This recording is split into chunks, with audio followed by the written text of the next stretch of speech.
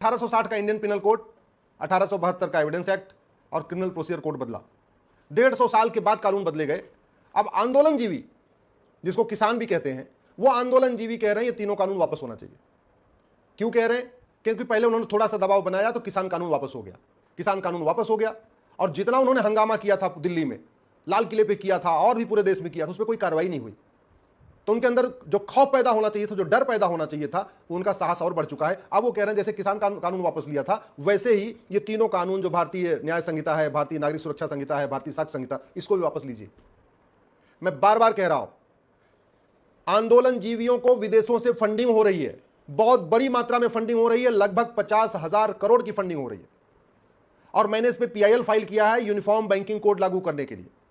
दुर्भाग्यवश न तो आरबीआई हमारी पीआईएल का सपोर्ट कर रही है, न तो वित्त मंत्रालय सपोर्ट कर रहा है। एक यूनिफॉर्म बैंकिंग कोड लागू नहीं करेंगे, विदेशी फंडिंग नहीं रुकेगी, विदेशी फंडिंग नहीं रुकेगी तो यहां आंदोलन चलता रहेगा। आंदोलनजीवी कभी किसान कानून को वापस करने की मांग करेंगे और कभी कहेंगे कि जो अंग्रेजों वाले कानून नए खत्म किए गए उनको दोबारा फिर से बहाल करो, जो नए कानून बनाए गए उनको खत्म करो। ये आंदोलनजीवियों को भारत के अंदर जो ब्लैक मनी जनरेट होती है उससे भी उनको फंडिंग होती है। जो ड्रग स्मगलिंग से पैसा आता है, हथियारों की तस्करी से पैसा आता है, जो काला धन भारत के अंदर जनरेट होता है, उससे उनको फंडिंग होती है। ये आंदोलनजीवियों को खाड़ी देशों से, पाकिस्तान से हवाला के जरिए फंडिंग होती है। ये आंदोलनजीवियों को एफसीआरए के जरिए, जितने आंदोलनजीवी हैं इनका सबका एनजीओ है, इनके संगठन है, उनको एफसीआरए का लाइसेंस मिला हुआ है, विदेशी चंदा लेने का लाइसेंस मिला हुआ है, उनको विदेशों से फंडिंग हो रही है। तो एफसीआरए की फंडिंग हो रही है, बाहर से हवाला की फंडिंग हो रही है, अंदर से काले धन की फंडिंग हो रही है, पॉलिटिकल पार्टियां उनको फंडिंग करा रही है और वो हंगामा करते जा रहे हैं एक के बाद एक। और ये बड़े शर्म की बात है कि पिछली बार इतना हंगामा हुआ, लाल किले पे पूरा नंगा नाच किया, दिल्ली में नंगा नाच किया, सड़क जाम करके रखा, लेकिन उनके खिलाफ कोई कार्रवाई नहीं हुई। क्यों? क्योंकि पहली बात तो हमारा कानून घटिया है और दूसरा उनका सिस्टम इतना मजबूत है कि उनके लिए बड़े बड़े वकील खड़े हो जाते हैं, सुप्रीम कोर्ट में खड़े हो जाते हैं, हर जगह खड़े हो जाते हैं। तो समाधान क्या है? समाधान यह है कि सबसे पहले संपत्ति को आधार से लिंक किया जाए। 50,000 रुपए से महंगी जो भी संपत्ति है, चल और अचल संपत्ति है, चाहे वो जमीन हो, चाहे जायदाद हो, चाहे वो दुकान हो, चाहे वो हीरो होंडा बाइक हो, चाहे स्कूटर हो या कार हो, सबको आधार से लिंक कर दिया जाए। पहले पता तो चले कि इस व्यक्ति के पास कितनी प्रॉपर्टी है। ये जितने आंदोलनजीवी घूम रहे हैं ना, पुराना सा कुर्ता पजामा पहन के, चप्पल पहन के, टोपी लगा के, इसमें से कोई 500 करोड़ का मालिक है, कोई 1000 करोड़ का मालिक है, कोई 2000 करोड़ का मालिक है।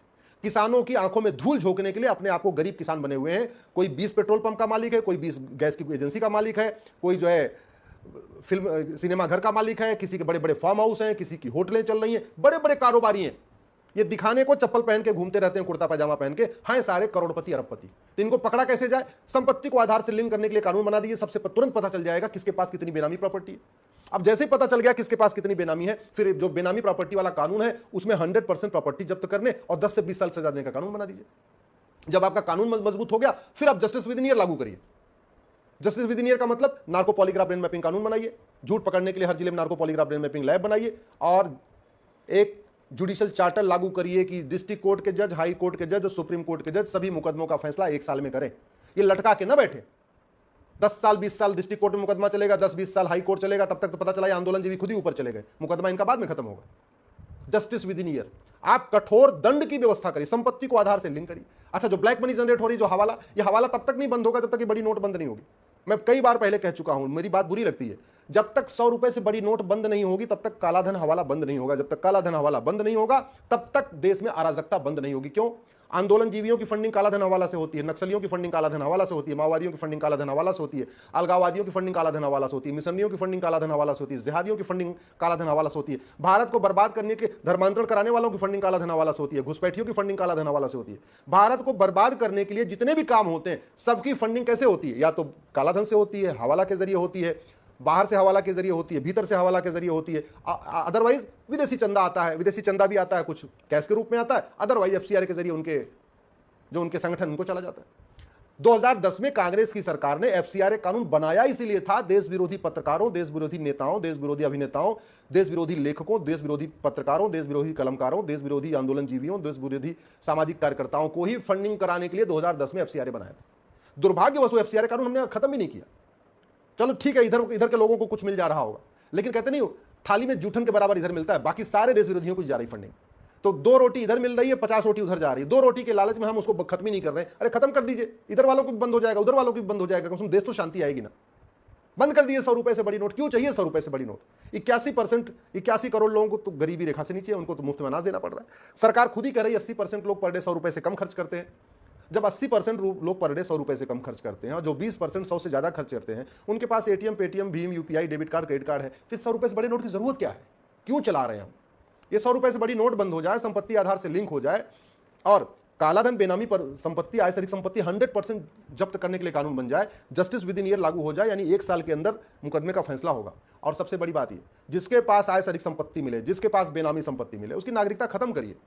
ये भारत का संविधान कहता है नागरिकता लेने और नागरिकता देने के लिए कानून बनाइए।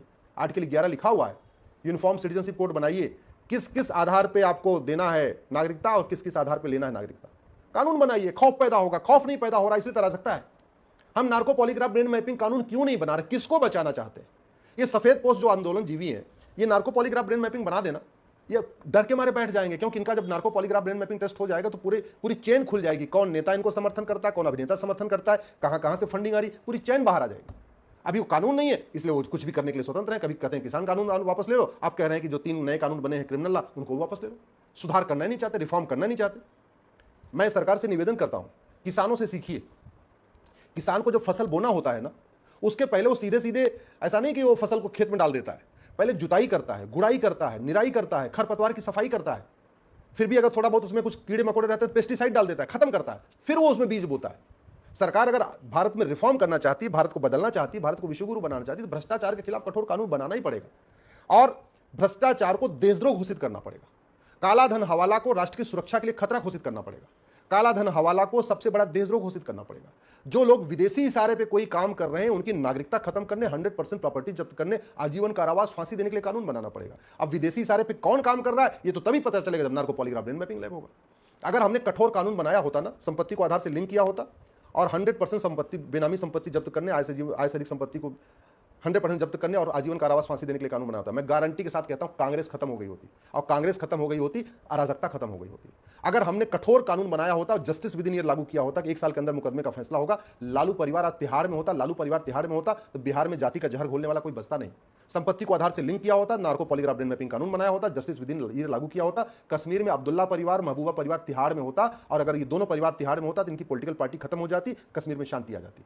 ये भारत में जितने भी परिवारवादी पार्टियां हैं, जाति का जहर घोलने वाली, भाषा का जहर घोलने वाली, क्षेत्र का जहर घोलने वाली, वो इसलिए जिंदा है, वो इसलिए चल रही है कि हमारा कानून सड़ा हुआ है, हमारी न्यायिक व्यवस्था सड़ी हुई है, इनको सजा नहीं हो रही है।